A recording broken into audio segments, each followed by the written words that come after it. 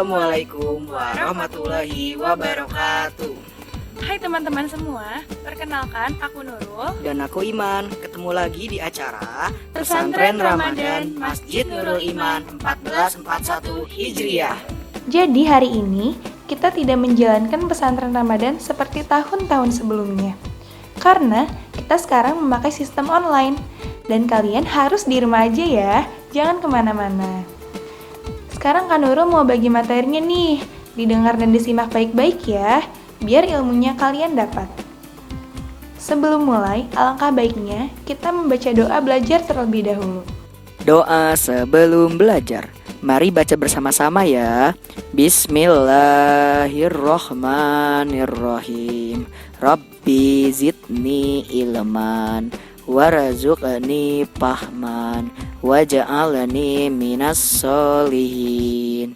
Yang artinya, ya Allah, tambahkanlah aku ilmu dan berilah aku kemampuan untuk memahaminya, dan jadikanlah aku termasuk golongan orang-orang yang soleh. Amin. Enjoy this video. Assalamualaikum warahmatullahi wabarakatuh. Alhamdulillahilladzi khalaqal mauta wal hayata liyabluwakum ayyukum ahsanu amala. Wal azizul ghafurul ladzi khalaqa sab'a samawati wal arda. Asyhadu an la ilaha illallah wahdahu la syarika lah. Wa asyhadu anna sayyidina wa nabiyyana Muhammadan abduhu wa rasuluhu la nabiyya ba'dahu. Assalamu alaikum warahmatullahi wabarakatuh. Walau kalian musyikum. Amma ba'du. Qala Allah Ta'ala fi kitab karim, a'udzu billahi samil alim minasy syaithanir rajim. Bismillahirrahmanirrahim. Tabarakalladzi bi yadihi mulku wa huwa 'ala kulli syai'in qadir. Subhanallahul adzim wal ayat. Alhamdulillah, syukurlah. Pertama bersama-sama bersyukur kepada Allah Subhanahu wa taala. Siapa yang telah memberikan kita semua kenikmatan, nikmat sehat walafiat, umur panjang, sehingga kita semua bisa hadir menikmati suasana Ramadan di tahun ini yang penuh dengan hikmah pembelajaran di tengah-tengah krisis ujian Allah Subhanahu wa taala, yaitu saat ini kita berada dengan ujian yang luar biasa. Setiap bangsa, seluruh khususnya yang berada di tanah Indonesia, khususnya kita umat muslimin, semoga Allah bisa bertahan dan memberi hikmah semakin meningkatkan iman ketakwaan kita kepada Allah Subhanahu wa taala. Salawat salam semoga tetap dilimpahkan kepada habibana wa nabiyana Muhammad sallallahu alaihi wasallam, keluarga dan sahabatnya, umatnya. Semoga kita semua sebagai pengikut yang setia mendapat syafaatnya. Amin.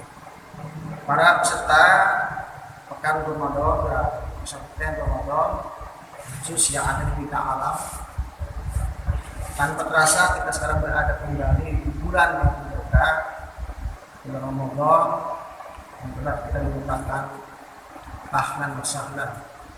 Selamat datang di Ramadan yang penuh keberkahan. Selamat datang Ramadan penuh ampunan. Selamat datang Ramadan, bulan yang insya Allah membebaskan kita dari neraka. Para peserta sekalian, sebagaimana kita ketahui, Ramadan itu adalah bulan di mana setiap makhluk di bumi ini menantikan kedatangannya, menantikan kehadirannya, dan menantikan keajaibannya. Di sana kita akan menggapai beberapa manfaat, menggapai beberapa pelajaran terpenting yang dapat kita ambil. Allah Subhanahu wa taala sudah memberikan kepada kita semuanya kewajiban. Sebagaimana kalian sudah ketahui, Al-Baqarah 183, hai orang-orang yang beriman, diwajibkan atas kamu semua berpuasa sebagaimana telah diwajibkan kepada umat-umat sebelum kalian, agar kalian semua menjadi orang-orang bertakwa. Para peserta sanlat pesantren Ramadan Bintang Alam yang berbahagia, Allah Subhanahu wa taala ketika memberitakan sebuah perintah ibadah kepada para hamba-hambanya yang beriman, tentu sudah memberikan beberapa hal-hal yang perlu dilaksanakan, ditaati, diikuti dan dilaksanakan oleh para pengikutnya. Puasa Ramadan adalah puasa ibadah yang tentu saja bukan tanpa makna, bukan tanpa maksud Allah menunjukkan kewajiban kepada kalian semua sebagai manusia, khususnya sebagai orang-orang beriman.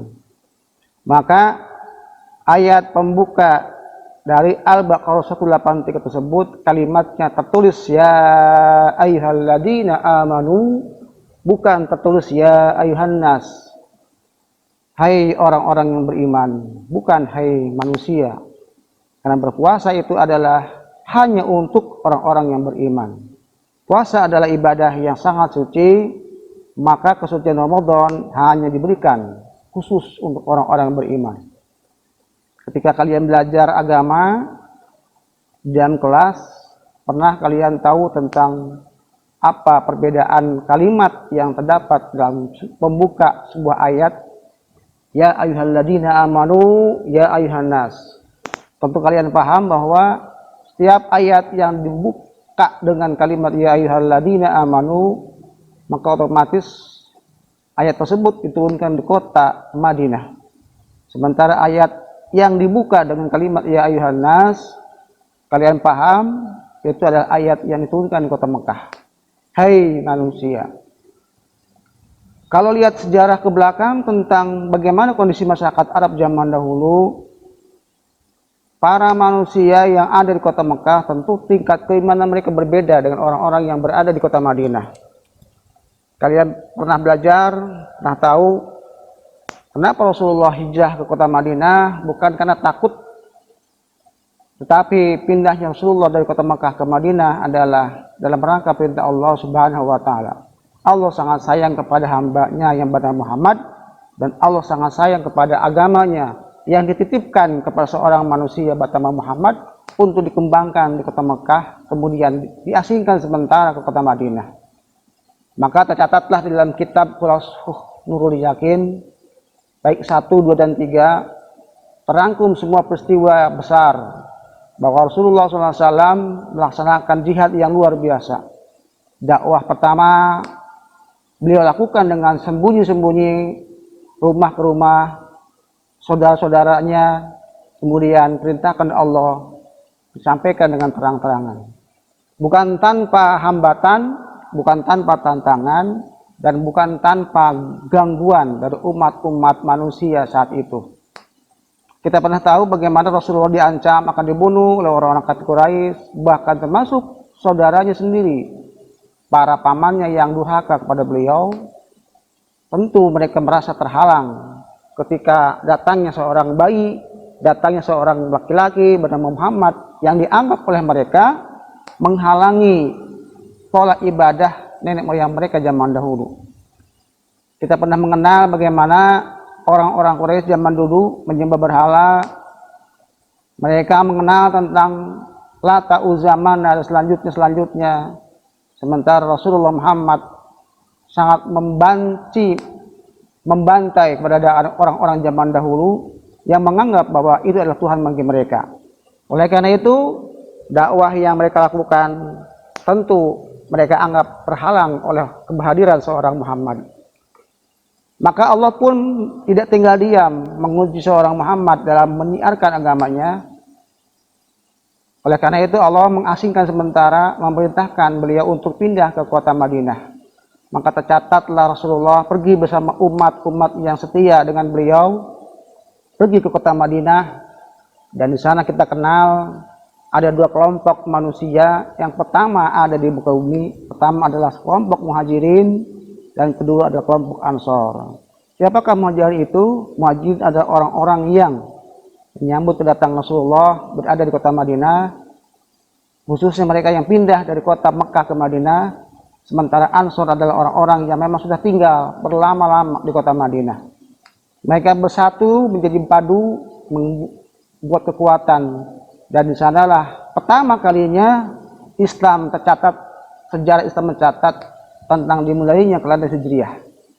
Lalu seiring dengan waktu, Rasul pun mengembangkan agama di sana dengan sambutan yang luar biasa. Tentu saja bukan tanpa mungkin hambatan, tantangan pun tidak pernah silih berganti datang kepada beliau. Di sana pun Rasulullah menghadapi berbagai macam ancaman orang-orang Yahudi, dengan tentu saja ancaman yang dihadapi Rasulullah di kota Mekkah dan Madinah sangat berbeda.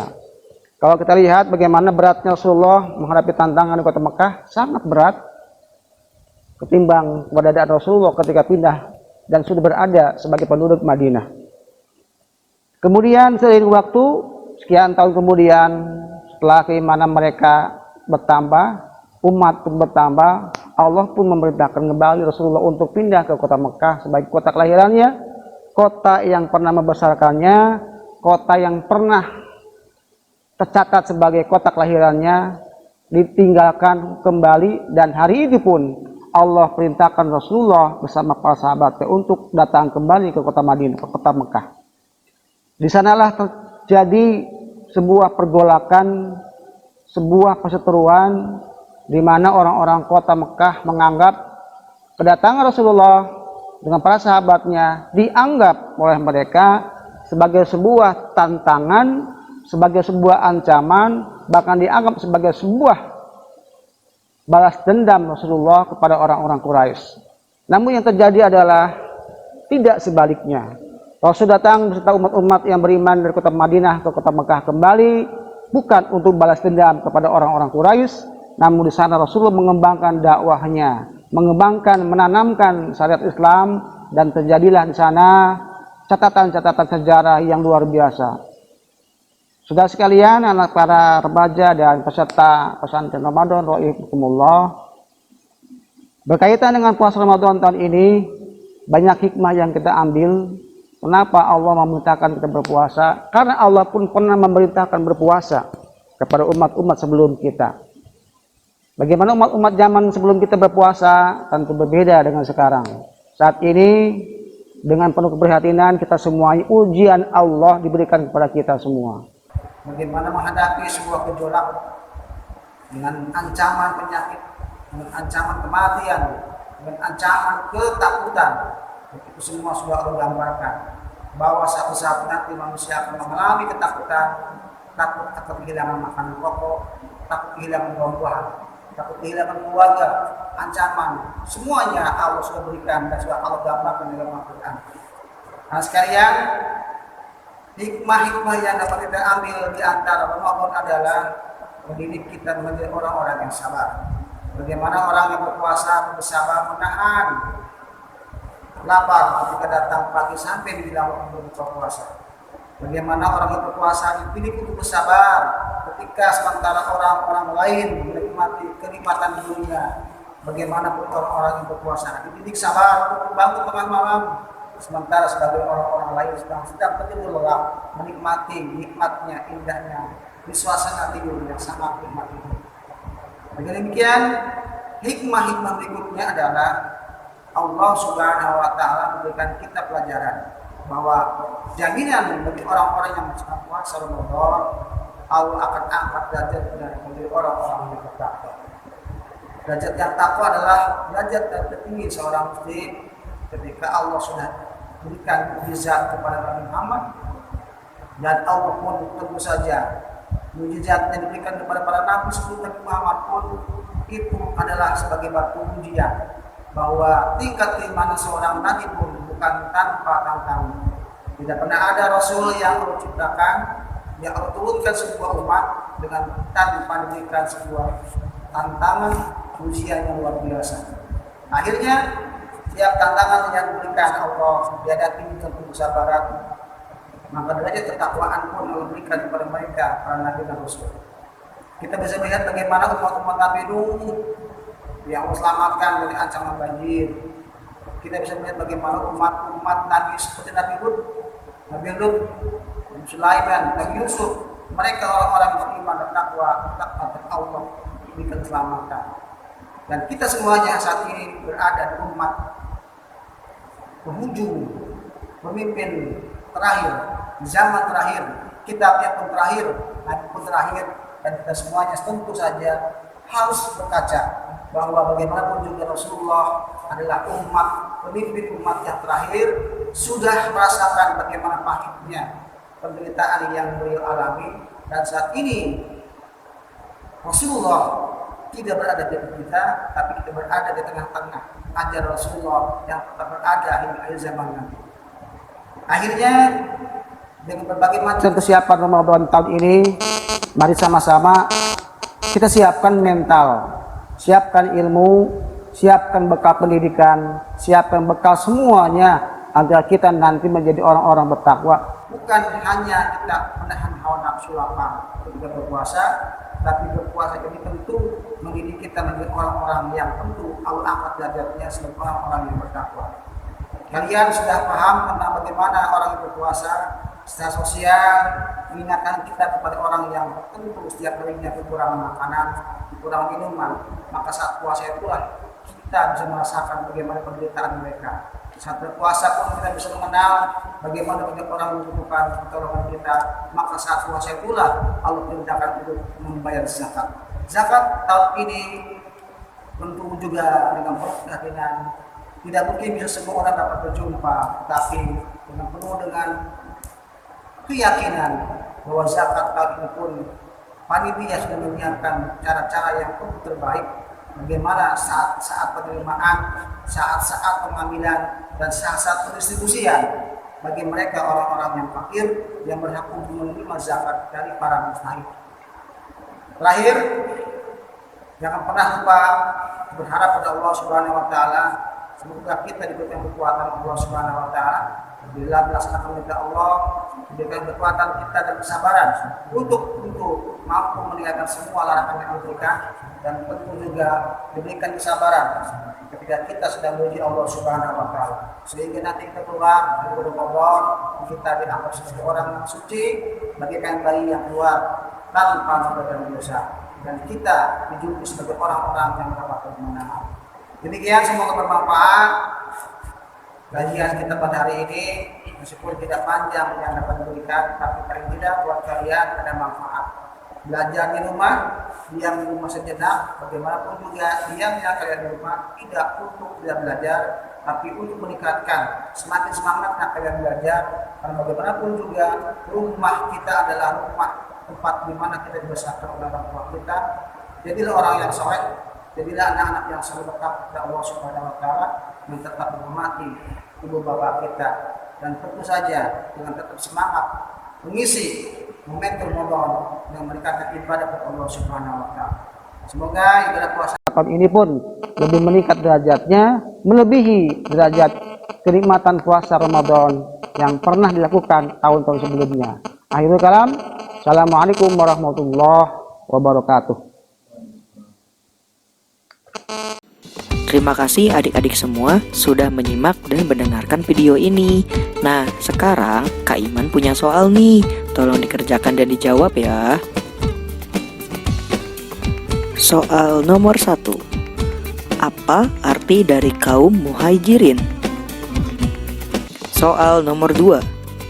Apa arti dari kaum ansor? Soal nomor 3. Nama kitab apa yang mencatat semua peristiwa besar? Nomor 4.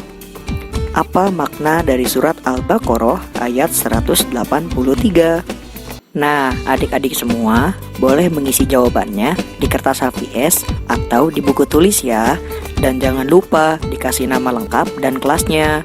Nanti jawabannya dipoto dan dikirimkan ke panitia ya. Sebelum kita tutup video ini, alangkah baiknya kita membaca hamdalah terlebih dahulu. Alhamdulillahirabbil alamin. Sekian video hari ini. Sampai jumpa di video berikutnya. Wassalamualaikum warahmatullahi wabarakatuh. Di rumah aja ya guys.